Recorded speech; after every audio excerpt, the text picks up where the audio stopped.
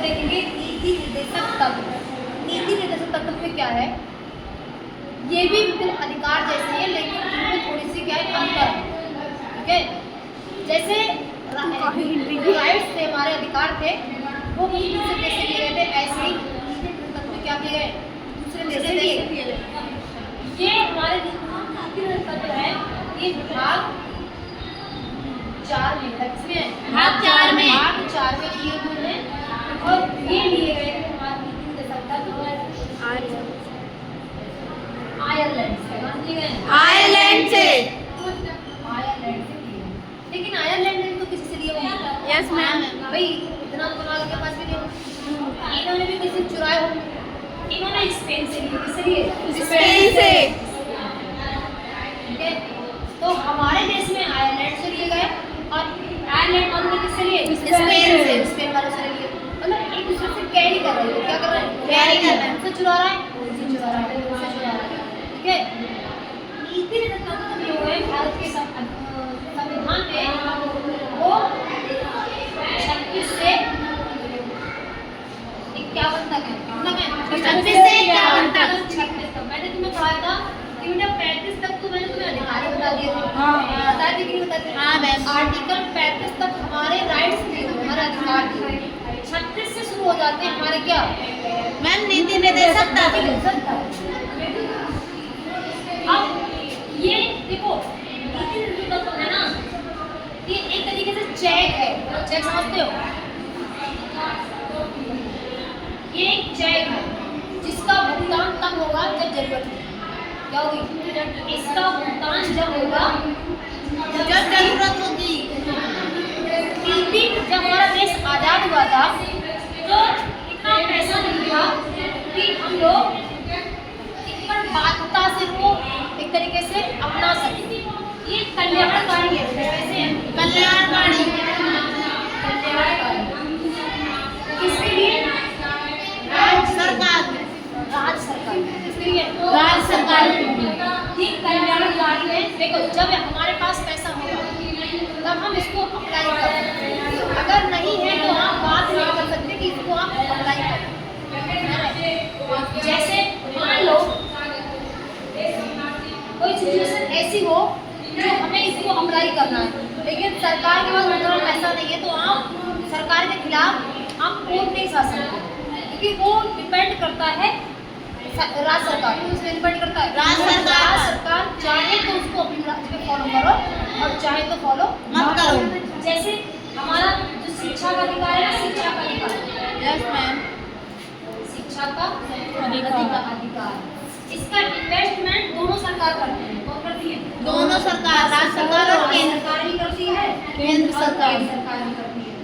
लेकिन राज्य सरकार सारे राज्य के पास जैसा पैसा तो है नहीं भाई, कोई राज्य बहुत गरीब है, कोई राज्य बहुत अमीर है, तो ये राज्य पे डिपेंड करता है कि वो अपने उसमें पैसा कितना इन्वेस्ट करेगी शिक्षा के क्षेत्र में। तो वैसे तो उसमें केंद्र सरकार 65% करती है, कितनी करती है, 65% है और 35% कौन करता है, राज्य सरकार। क्योंकि शिक्षा कौन सूची में आती है, समवर्ती सूची में आती है, समवर्ती सूची। समवर्ती सूची में दोनों का अधिकार होता है। Yes ma'am. लेकिन जरूरी नहीं है भाई कि सारे राज्य अप्लाई कर पाए, क्या कर सकते हैं, सारे राज्य अप्लाई नहीं कर पाएंगे। तो जितने भी पूर्वोत्तर राज्य हैं, पूर्वोत्तर राज्य में गरीबी ज़्यादा है, क्या है बेटा, गरीबी ज़्यादा तो वहाँ पर रिसोर्सेज की कमी है, तो वहाँ पर जो विभाग हम लोग बनाए हैं इसमें वो शिक्षा क्षेत्र में अब केंद्र सरकार करेगी 90%, कितना करेगी, 90%, राज्य सरकार करेगी 10%। ये बात पूर्वोत्तर राज्यों में अप्लाई होती है। तो देखो इन्होंने नीति निर्देशक तत्व को फॉलो किया, भाई हमारा राज्य इतना उठा नहीं पा रहा है तो हम क्या करेंगे, हम केंद्र से लेंगे। भाई केंद्र से ले लेंगे। तो अगर इसको उठाने के लायक आप हो तो आप कर सकते हो, अगर आप इसको नहीं करना चाहते हो, नहीं कर सकते हो तो आप अपना नियम बदल भी सकते हो। लेकिन इसमें जनता नीति निर्देशक तत्व को ले जाकर के कहाँ नहीं जाएगी, मैं कोर्ट नहीं जाएगी, बाध्यता नहीं है। भाई हमारे पास अगर फैसिलिटी हो रही है तो हम दे देंगे और नहीं है तो नहीं दे पाएंगे। ठीक है, बात समझ आ गई। अब हम लोग देखेंगे आर्टिकल एक करके 36 में क्या है, ठीक है। आर्टिकल 36 में दी गई है परिभाषा।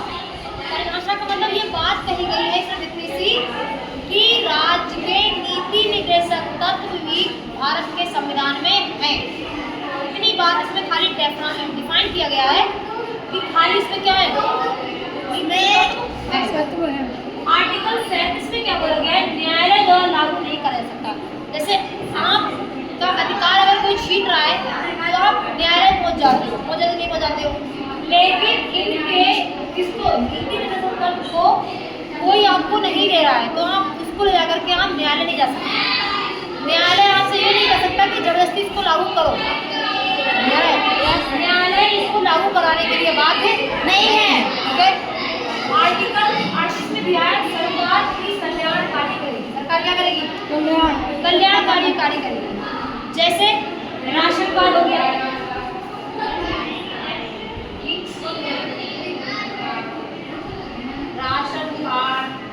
राशन कार्ड में तुम्हें पता है गरीबी रेखा से नीचे वाले, अंत्योदय कार्ड, बहुत सारे कार्ड बनते हैं ना, तो सरकार क्या करेगी इसमें जनता के लिए, जनता पर सरकार बन गई, बढ़िया बात है, लेकिन सरकार तो कह रही कि हमारा मन होगा तो करेंगे, नहीं करेंगे तो नहीं करेंगे। बट बेटा आर्टिकल 38 में सरकार उसमें कहा गया है कि आप जिस सरकार के हो तो आपको जनता की क्या करनी पड़ेगी, भलाई करनी, कल्याणकारी कार्य आपको करने ही पड़ेंगे। तो उसमें क्या बोला था, होगा कर देंगे, नहीं होगा नहीं करेंगे। लेकिन आर्टिकल 38 में बोल दिया क्यों नहीं करोगे भैया, जब सरकार बनेगी तो आपको जनता का क्या करना पड़ेगा, कल्याण करना पड़ेगा। आर्टिकल 43 में समान वेतन, समान को होता है आप जिस पद पे हो उसमें लिंग के आधार पर आपका वेतन डिडक्ट नहीं है। जैसे मान लो इसी में मैं काम कर रही हूँ, मैं लड़की हूँ, दूसरा इसी काम में लड़की, इसी आपको लड़का कर रहा है, तो इन दोनों का वेतन समान होगा। ऐसा नहीं होगा कि उसको ज़्यादा सैलरी दी जाए और मुझे कम दी जाए, समझ रहा है। तो आर्टिकल 39 में समान वेतन रखा गया है, चाहे लड़का हो या लड़की, दोनों को योग्यता अगर समान है, पद समान है तो आपको वेतन भी कैसा मिलेगा, समान मिलेगा, उसमें कोई भेदभाव नहीं होगा।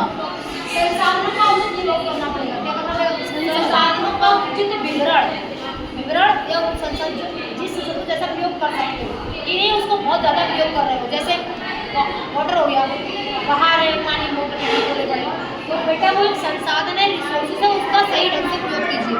अगर आप नहीं करोगे तो आपको आर्टिकल 39 आपको ऊपर लगाना पड़ेगा। ये राज्य सरकार कर सकती है, क्या कर सकती है, राज्य सरकार कर सकती है। ये बहुत इम्पोर्टेंट है आर्टिकल 40, इसमें ग्राम पंचायतों का संगठन बनाया गया, मतलब ग्राम पंचायतों का गठन किया गया आर्टिकल 40 में। पहले ग्राम पंचायतें नहीं थी, इसमें संशोधन कर करके बनाया गया और इसको डाला गया आर्टिकल 40 में, ग्राम पंचायतों का एक संगठन के तौर पे बना दिया। ठीक है, उसके बाद 41 में कुछ दशाओं में सरकारी सहायता। अब कोई सिचुएशन ऐसी है जो हम लोग उसको नहीं अफोर्ड कर पा रहे हैं, तो हमको क्या करेगी सरकार, थोड़ी सी हेल्प करेगी। क्या करेगी सरकार, थोड़ी सी हेल्प। आपको विधवा पेंशन हो गई, विधवा पेंशन हो गई, या विकलांग पेंशन हो गई, क्या हो गई, विकलांग पेंशन हो गई।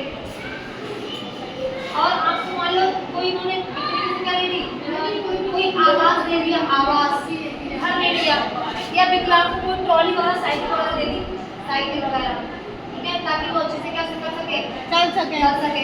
तो ये सारा का सारा किसमें दिया गया है, आर्टिकल 41 में। आर्टिकल 41 में कुछ ऐसी सिचुएशंस होती हैं जिसमें सरकार कल्याण करने के तौर पर कुछ दशाओं में उनको पैसा या आर्थिक सहायता देती है।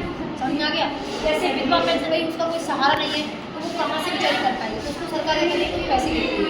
विकलांग को भी पेंशन देती है, और अगर मान लो कोई चलने के लायक नहीं है कुछ भी, तो उसको आप आर्टिफिशियल कोई अंग हो गया या साइकिल हो गई, वो भी किसके तहत देगी, इसी के तहत। ठीक है, अब आते हैं आर्टिकल 42 में, न्याय संगत कार्यों को हंगामा में प्रसूति सहायता। प्रसूति सहायता का होता है कोई गर्भवती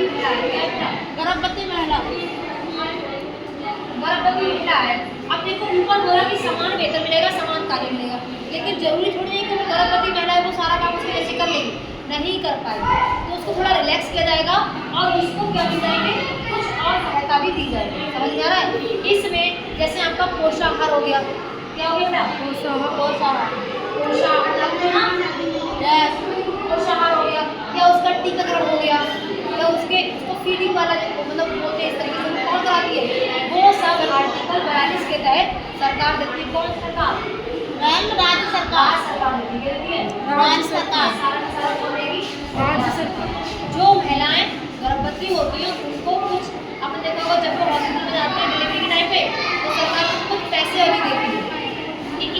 तरफ से जोड़ देती है आर्टिकल 42 के तहत उसको कुछ आर्थिक सहायता भी सरकार प्रोवाइड कराती है।